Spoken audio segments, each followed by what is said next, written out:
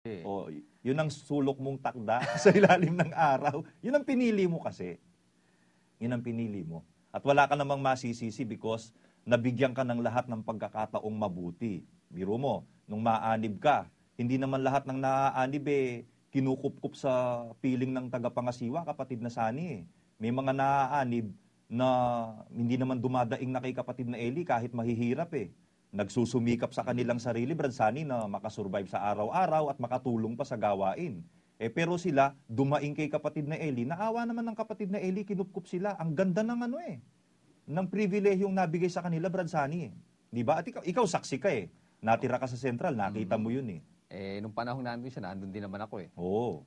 Sarap ng buhay niyan. Oo. Wala namang ibang ginagawa niya, kundi yun lang naman ang trabaho niya Sa loob ng iglesia, wala naman siyang pinangangasiwaang talagang halimbawa isang distrito, dahil hindi naman siya iniligay na district servant, o di kaya manggagawang mas mataas pa ang tungkulin dun sa pagiging district servant. Hindi nga siya ginawang KMP or TP o MIC o OIC.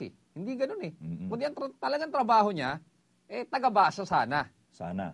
Di ba? Yun ang kanyang trabaho hindi naman mahirap na trabaho yun. Oo, hindi. Dahil magbabasa ka lang naman, pababasa sa iyo yung mga talata. Dahil tinuturo naman siya kung ano ibabasahin mo. At diba? Tinuturuan pa siya kung paano niya babasahin. Oo, hindi naman ang binabasa niya, yung naisip niya kundi yung itinuturo din sa kanya ni kapatid na Eli kung ano ibabasahin talata. Oo. Diba? Yun ang trabaho niya.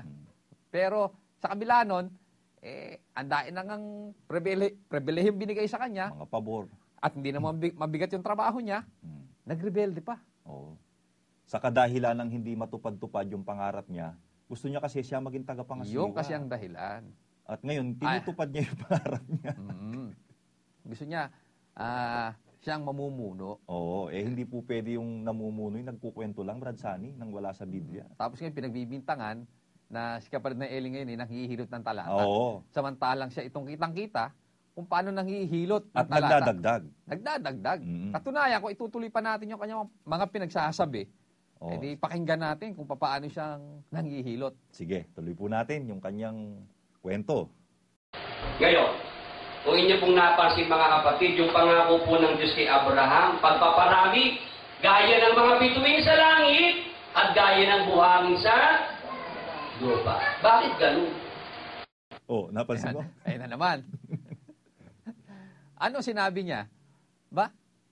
Kung napansin niyo po, yung mga nakikinig, na yung nakalagay sa talata sa Biblia, kung babasahin mo nung tinawag si Abraham, pinangakuan no? Oo, pinangakuan. Ng Diyos. Ano pa pangako ng Diyos kay Abraham? Yung talagang nakasulat doon sa Biblia. Nang sabi, na sa pagpapala ay pagpapalain kita.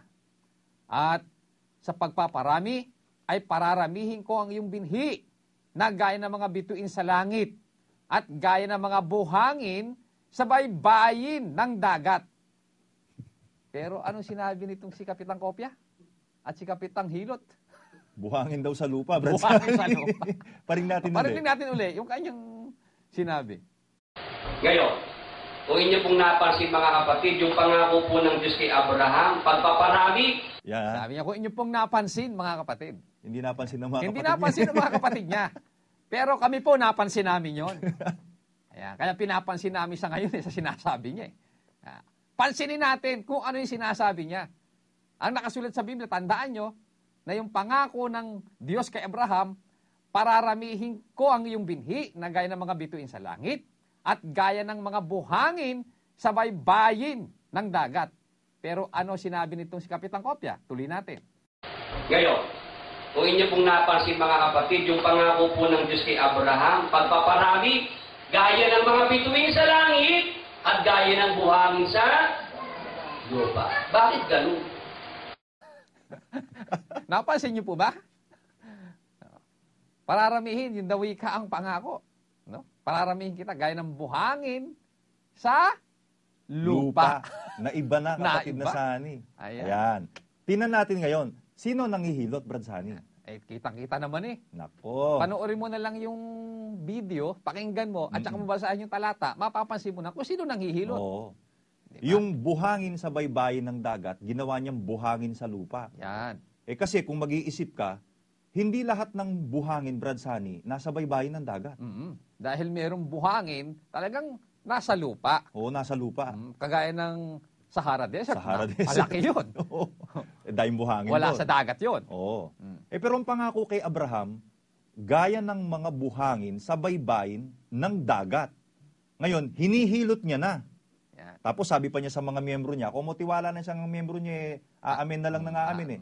Kung inyo pong napansin mga kapatid, Yan. ang problema, hindi napansin ng kanyang mga kapatid. Buti na lang, naturuan tayo ni kapatid na Soriano na pumansin ng mga ganyan. Nako. Bakit daw ganon? Kasi yun ang sabi niya eh. Ulitin ko lang yung sinabi niya. Ngayon, kung inyo pong napansin mga kapatid, yung pangako po ng Diyos kay Abraham, pagpaparami, gaya ng mga bituin sa langit at gaya ng buhangin sa lupa. Tapos, dinugtungan niya, bakit ganon? Bakit nga ganon? Bakit nga nagkaganon? Kasi meron siyang gustong patunugin. Yan. Meron siyang gustong hilutin. Oo, doon sa hinihilot talata. niya. Gusto niyang isunod doon. Yun, sa gusto ng isip niya. Diba? Hindi sa gusto nung nakasulat sa Biblia. Oo. Hindi sa intensyon nung talagang author ng Biblia. Tama. Kundi gusto niya masunod yung nasa isip niya, pasunurin yung Biblia doon sa nasa isip niya. Kaya hinihilot niya ngayon yung talata. Ba't daw ganon? Ba't nga ganon? Yan. Bakit sinabi niyang buhangin sa lupa? Sige, Ayan. pakinggan natin. Tuloy kung anong natin ang karugtong. kanyang panghilot. Bakit po yung sinabi ng Diyos kay Abraham na pagpaparami, bituin sa langit at buhangin sa lupa? Ops, teka muna. Hindi mo pwedeng sabihin, Brad Sunny, na slip of the tongue lang. Yung una niyang sinabing buhangin sa lupa. Inuulit niya uli eh. Pangalawang beses na. Pangalawang beses na. Bakit po yung sinabi ng Diyos kay Abraham na pagpaparami, bituin sa langit? Yung sa langit, di siya nagkakamali ron eh. Talagang consistent siya. Langit talaga niya pinapalitan eh. At buhangin sa lupa. Yun ang matindi. Naiba na. Naiba na. Tandaan natin. Twice na. Dalawang beses na sinabi yon. Tandaan po natin mga kababayan, yung buhangin sa dagat o sa baybayin ng dagat at saka buhangin sa lupa, magkaiba yun. Magkaiba. Pero bakit pinatutunog niya? Oo. At hindi Buhangin lang sa lupa. Hindi lang isang beses. Dalawa na. Dalawang beses. Sabi nga nung isa, not only once, Yan. but twice. Tuklasin natin bakit ganon. Bakit kaya? Ba't hinilot niya? Ginagawa niya buhangin sa lupa. Ano Yun. nga ang gusto niyang patunugin doon, kapatid na Rodel? Tuklasin po natin. Ayan. Tuloy natin ang kanyang panghihilot. Yun ho kasing bituin sa langit, mga kapatid. Yun po yung mga anak ni Abraham na makalangit. Tapos, yun naman pong mga nasa lupa na buhangin, mga anak ni Abraham na makalupa. Ano? Ayun. Kaya naman pala, gusto niyang patunugin na buhangin sa lupa, yung kasiikang mga bituin sa langit, yung mga anak ni Abraham na makalangit. Oo. At yun namang mga buhangin sa lupa, yun daw yung mga anak ni Abraham na makalupa. Yun. Yan. Samantalang ang nakasulat, Buhangin sa dagat. buhangin sa dagat, Oo. sa baybayin ng dagat. Kung by substitution mo nga gagawin, kapatid na Rodel, at ipilit mo yung logic niya, ano mangyayari? Kasi pag nag-stick kasi siya sa buhangin sa dagat, mauobliga siyang gagawin niyang binhi ni Abraham na makadagat. Hindi naman pwede, yung mga isda. Kaya, para isunod niya sa kwento niya, sa nasa isip niya na may binhi si Abraham na makalupa, pinalitan niya ngayon yung pangako kay Abraham. Kaya itong Abraham na tinutukoy niya ngayon, ibang Abraham ito eh. Abraham na laman ng kwento ni Lolo Basyong ito eh. Mga kapatid eh. Kaya sa kanya, kaya pala niya pinapatunog, Brad Sunny, hinilot niya. Mula sa, tandaan mo una tinawag si Abraham, pinatingala raw sa langit pagkatapos sinigawan niya. Paparamihin sinigawan naman niya. Tapos sa pagkakataon ni tinawag sa dalampasigan ng dagat. Wala sa Biblia yun, dinugtong niya. Tapos yung baybayin ng dagat, buhangin sa baybayin ng dagat, pinalitan niya ng buhangin sa lupa. Ngayon, natuklasan na natin na hindi slip of the tongue. Talagang hinilot niya para itugma dun sa kanyang nasa isip na may binhi daw si Abraham na makalupa. Yun yung katumbas ng mga buhangin sa lupa. Nawala sa Biblia. Nasa isip niya lang. Sino raw yung mga yon? Binhi ni Abraham. Dalawa binhi ni Abraham, makalangit at makalupa. Sino raw po yun? Yung mga anak ni Abraham na makalupa, Sila po yung lahing Israelita. By blood. Sa dugo, mga kapatid. Sa laman. Pero yung mga anak ni Abraham na makalangit, ang iglesia po yun. Yung mga Kristiyano. Yan, Oh, kapatid yun. na Rodel. Napansin mo, may taga-ayuda pa eh. Oo, Alam mo ba, meron. yung pala. Alam ba yung kanilang kaalamin natuklasang karunungan na napakalalim? Napakalalim na katangahan nito at kalokohan. Yung daw mga anak ni Abraham na makalupa, sila raw yung pong lahing Israelita by blood. Mm-mm. Sa dugo, mga kapatid. Mm-mm. Sa laman. Yun daw yung mga anak ni Abraham na makalupa. Mm. Kaya pinatutunog niya na yung pangako ng Diyos kay Abraham ay pararamihin gaya ng buhangin sa lupa. Yan. Oh. Yun po pala ang ibig niyan sabihin. Dito, ibig muna po nating ipapansin, mga kababayan, yun pong sinasabi niya kanina sa umpisa ng pinakita namin sa inyo, na hindi raw niya hinihilot ang talata. Pinagbibintangan lang daw siya na nangihilot, pero ang totoo raw, tayo, ang tinutukoy niya si kapatid na Eli at saka si Brad Daniel, ang nangihilot. Dito po, hatulan nyo na lang kung sino ba nangihilot. Dinagdagan ng tinawag sa dalampasigan ng dagat na wala naman sa Biblia. Tapos, pinalitan niya po yung buhangin sa baybayin ng dagat, ginawa niyang buhangin sa lupa, kapatid na Sani. Tapos, sa kanya dinugtungan ng kwento. Kwento to wala naman sa Biblia to Kwento to. Binhi ni Abraham na makalupa at binhi raw ni Abraham na makalangit. Sino raw yung binhi ni Abraham na makalupa? Mga lahing Israelita by blood. Sa laman daw.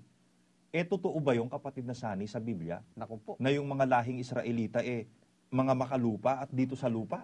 Kaya nga dinidir natin siya. Magbasa ka ng talata. Oo. Diba? Nasaan sa talata ng Biblia na yung mga anak ni Abraham ay merong mga anak na makalangit at na yun nga ang mga bituin sa langit. At yung mga anak ni Abraham na makalupa, na yung sinasabi mong gaya ng buhangin Sa sa lupa. lupa. Nasaan yun sa Biblia? Ipakita mo nga kung meron. Ang kapal ng mukha mo. Ganun talaga, Brad Sani, pagka wala ka na talagang maapuhap na kaalaman, ang magagawa mo na lang talaga, kagaya ng ginagawa niya, mag-imbento, magkwento, magpahanga. Lalo na may tagahanga na siya. Narinig mo naman yung taga-amin niya doon napakagaling. Inyo bang napansin, mga kapatid? Hindi na nila pinapansin Iniiba na tinitwist na Biro mong, ang layo naman, no? Buhangin sa baybayin ng dagat, tsaka buhangin sa lupa, ang laki ng pagkakaiba nun. Iniba mo. Ngayon, tingnan natin. Totoo ba yan sinasabi mo na yung mga Israelita by blood, talagang lahi ni Abraham na makalupa, dito lang sa lupa? Dito lang daw sila sa lupa, Brad Sani. Totoo ba yan? Pakinggan nga po natin yung pangako ng Panginoong Hesukristo sa mga Israelita by blood. Nakausap niya nung unang siglo. Tandaan natin nang pinuntahan ni Kristo sa lupa, yung mga Israelita by blood, Brad Sani. Kasi si Kristo, Israelita rin by blood by nung blood. magkatawan tao. Maganda, basahin muna natin 9:4 ng Roma hanggang 5. Napawang mga Israelita na sa kanila ang pagkukupkop at ang kalwalhatian at ang mga tipan at ang pagbibigay ng kautusan at ang paglilingkod sa Diyos at ang mga kapangakuan. Nasa kanila ang mga magulang at sa kanila mula ang Kristo ayon sa laman. Doon galing ang Kristo sa lahing Israel, kapatid na Sani. Maliwanag yun, ayon sa talata. Ayon sa talata. Ngayon, nung magpunta si Kristo rito, ang pinuntahan niya rin yung mga Israelita by blood din. Sabi nga niya sa 15:24 ng Mateo, di ba? Datapwat siya sumagot at sinabi, hindi ako sinugo kundi sa mga tupang nangaligaw sa bahay ni Israel. O de Israelita ito by blood.